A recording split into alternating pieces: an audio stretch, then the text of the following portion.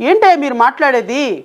ఈ రాష్ట్రంలో ఉపాధి కల్పించలేకపోతే ఎక్కడికి పోతారు ప్రజలు, యువకులు ఎక్కడికి పోతారు? నేను నా అన్నలు నా తమ్ముళ్ళ గురించి నేను అడుగుతున్నా. డాక్టర్ బిఆర్ అంబేద్కర్ ఆలోచన విధానంతో పనిచేసేటువంటి ప్రభుత్వాలు ఏంటి? ఆలోచన విధానంతో పనిచేసే ప్రభుత్వాలు చెప్పండి. ఎంతమందికి ఉపాధి కల్పించారు మీరు? ఈ రాష్ట్రంలో ఒక బీటెక్ చదివినటువంటి వ్యక్తి లేదా ఒక డిగ్రీ చదివినటువంటి ఒక వ్యక్తి, ఒక ఎంఏ చదివినటువంటి ఒక వ్యక్తి, లేదా ఒక ఎంటెక్ చదివినటువంటి ఉన్నత చదువులు చదివినటువంటి ఒక వ్యక్తికి ఉపాధి ఎవరు కల్పించాలి? ప్రభుత్వమే కదా. మీ ఇంట్లో బిడ్డ ఉద్యోగం చేస్తున్నాడా? మీ ఇంట్లో బిడ్డకి ఉద్యోగం కల్పించారా? మీ ఇంట్లో బిడ్డ ఈ రోజు అది ప్రైవేట్ ఉద్యోగం కావచ్చు, గవర్నమెంట్ ఎంప్లాయ్మెంట్ కావచ్చు. నేను అందరినీ గవర్నమెంట్ ఎంప్లాయ్మెంట్ క్రియేట్ చేయమని నేను అడగటంలా. కానీ ఈ రాష్ట్రానికి ఉపాధి కల్పించగలిగినటువంటి ఫ్యాక్టరీలు గుజరాత్ లో, పశ్చిమ బెంగాల్లో, కేరళలో, కర్ణాటకలో, తమిళనాడులో 78.7% ఉద్యోగాలు ప్రైవేటు ఉద్యోగాలు అక్కడ పారిశ్రామిక రంగం అభివృద్ధి చెందటం వల్ల వచ్చినాయి. యావరేజ్గా 70,000 నుంచి 180,000 వరకు ఒక సాధారణమైనటువంటి బీటెక్ చదివినటువంటి, డిగ్రీ చదివినటువంటి వ్యక్తి కర్ణాటక రాష్ట్రాల్లో, బెంగళూరు, లేకపోతే పూణే, మహారాష్ట్ర, గుజరాత్, పంజాబ్, రాజస్థాను ఇలాంటి రాష్ట్రాల్లో సంపాదించుకుంటారు. మనకేమైందమ్మా? మన రాష్ట్రాలు ఏమైంది? ఆంధ్రప్రదేశ్ రాష్ట్రం ఏమైంది?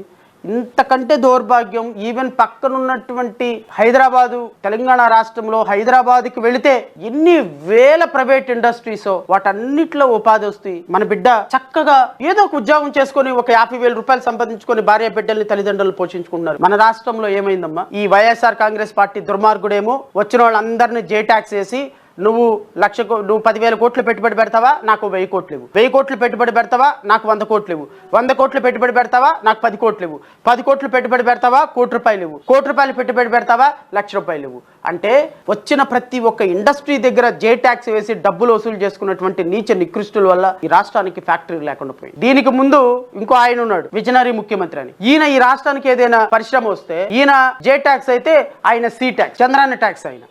అంటే ఈ రాష్ట్రానికి ఫ్యాక్టరీలు రాకుండా, రాష్ట్రంలో వచ్చిన ఫ్యాక్టరీలు వీళ్ళకి డబ్బులు ఇచ్చి, లంచాలు ఇచ్చి చేస్తే మొత్తం పారిపోతే మిగతా రాష్ట్రాలకు వెళ్ళి వాళ్ళు రెడ్ కార్పెట్ వేసి వాళ్ళందరికీ చేస్తే ఈ రాష్ట్రంలో బిడ్డల పరిస్థితి ఏంటి?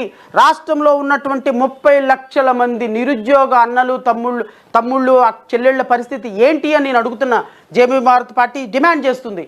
మీ రాష్ట్ర నాయకులు, విజనరీ లీడర్స్ అన్న వాళ్ళు ఈరోజు నిరుద్యోగిగా ఇంట్లో కూర్చున్నటువంటి తమ్ముడికి ఏం సమాధానం చెప్తారు సార్? చెల్లికి ఏం సమాధానం చెప్తారు సార్?